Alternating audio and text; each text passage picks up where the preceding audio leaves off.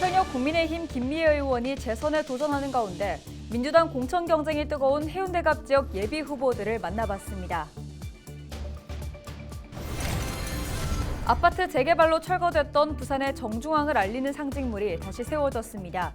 해당 지자체는 캐릭터를 개발해 관광 콘텐츠로 활용할 계획입니다. 부산 경남 지역의 주요 4년제 대학의 정시 경쟁률이 지난해보다 소폭 상승한 것으로 나타났습니다. 하지만 일부 학과의 미달 사태는 불가피해 보입니다.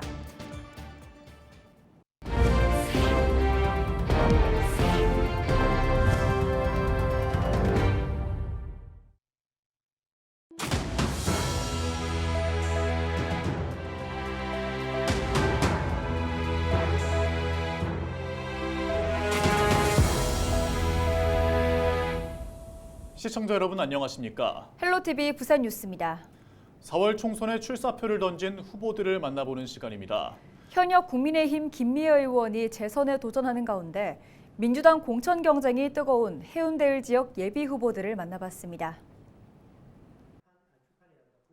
더불어민주당에서는 윤준호 전 국회의원이 일찌감치 예비 후보 등록을 마치고 지역 밀착 행보를 시작했습니다.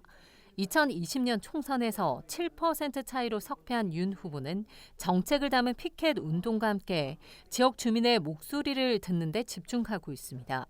윤 후보는 반송 반여, 재송 지역 내 인구가 급감하는 상황에서 센텀 2지구 첨단 산업단지와 도시 재정비 촉진 지구를 추진하는 등 주거 환경 개선과 지역 내 동서 불균형 해소를 강조하고 있습니다.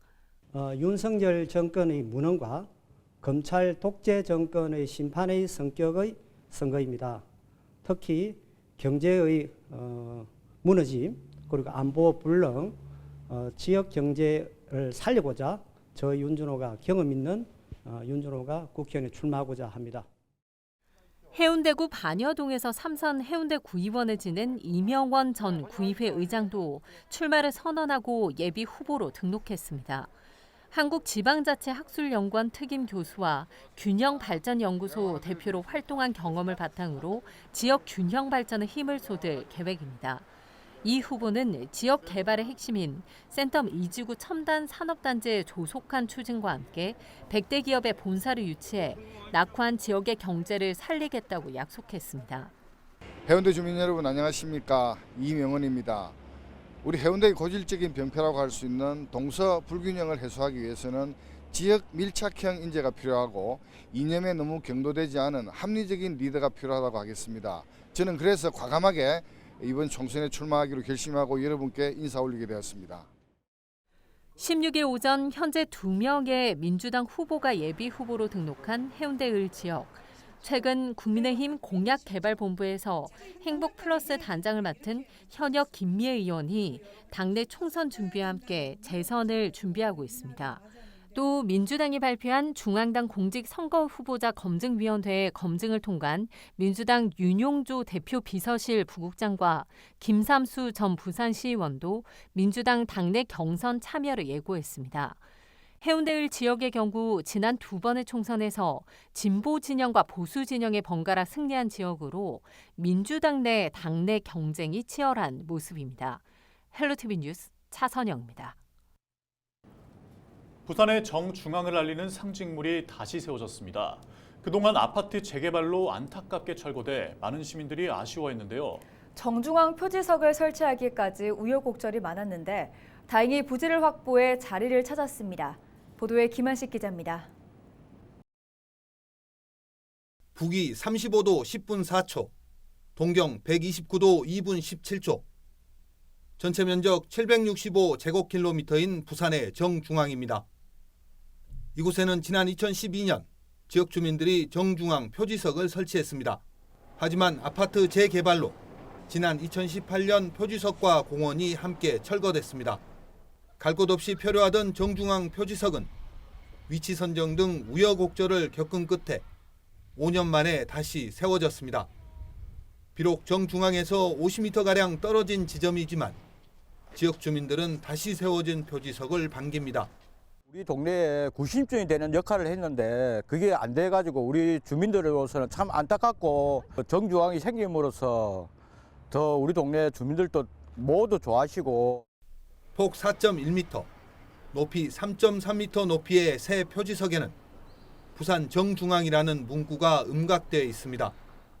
봉우리처럼 우뚝 솟아오른 중심을 따라 능선처럼 내려오는 곡선이 마치 부산 진구를 품고 있는 백양산이 연상됩니다. 표지석이 설치된 주변으로는 공원이 조성될 예정입니다. 공원은 편의시설과 함께 기존 표지석 등으로 꾸며집니다.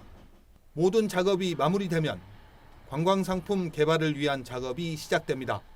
부산 중심 캐릭터인 부증이를 개발하였습니다. 즉 부증이를 활용해서 다양한 관광 콘텐츠를 운영할 계획에 있고요.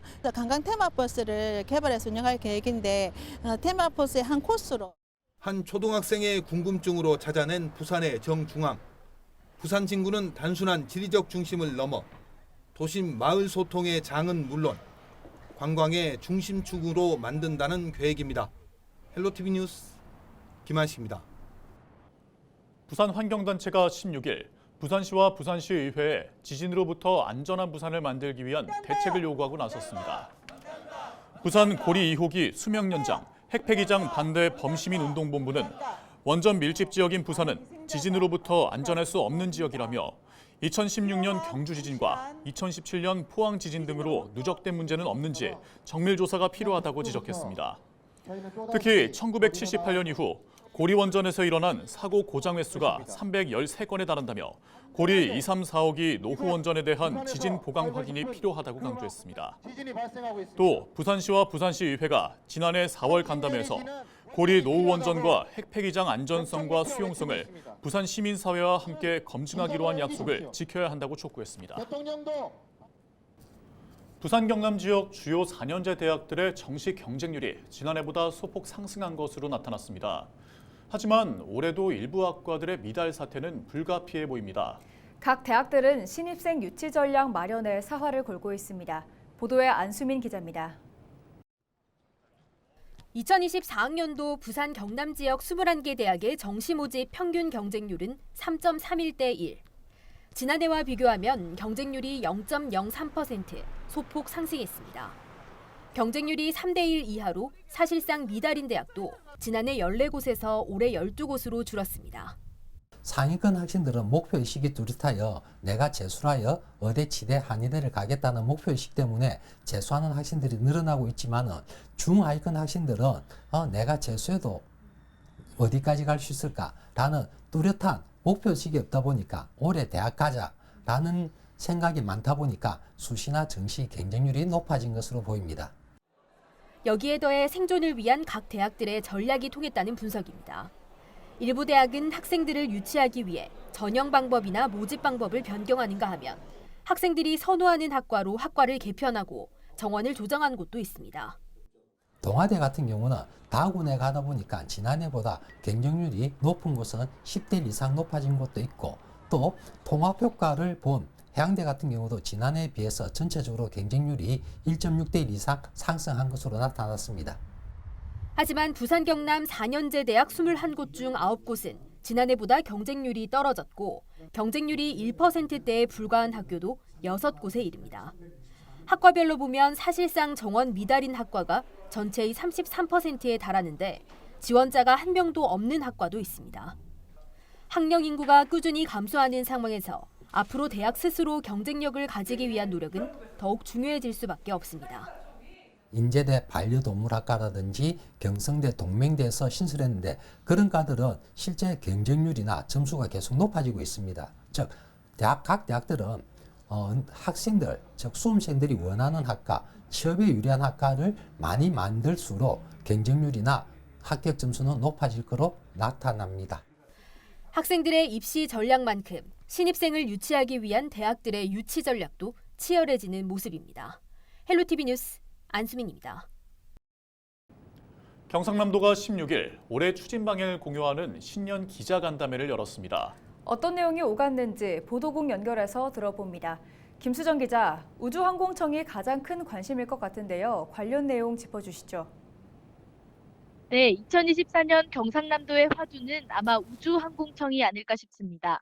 이달 9일 국회 본회의를 통과한 우주항공청법이 시행되는 오는 5월쯤 우주항공청 임시청사가 개청될 전망입니다. 임시청사 사천 후보지는 현재 두 곳으로 압축됐는데요. 이 사천시 사남면의 한 비행 선박 제조업체 사업과 사천시 사천읍 옛 사천축협 건물 중에서 과학기술정보통신부가 최종 후보지를 검토 중입니다. 2026년에는 우주항공청 신청사가 건립됩니다. 이제부터 우려되는 부분은 재정과 인력 수급입니다. 박완수 경남도지사는 재정 우려와 관련해 과기부가 후속 브리핑에서도 밝혔듯 특별법의 하위 법령을 마련하는 과정에서 정부 지원 문제는 해결될 것이라고 밝혔습니다.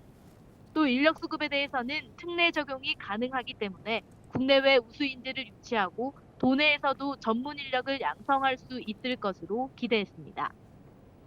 네, 얼마 전 경남도 교육청 신년 기자간담회에서도 전했듯 곧 이뤄질 유치원과 어린이집 통합 관리에 대한 부분도 궁금합니다. 이 밖에 주요 내용도 함께 전해주시죠.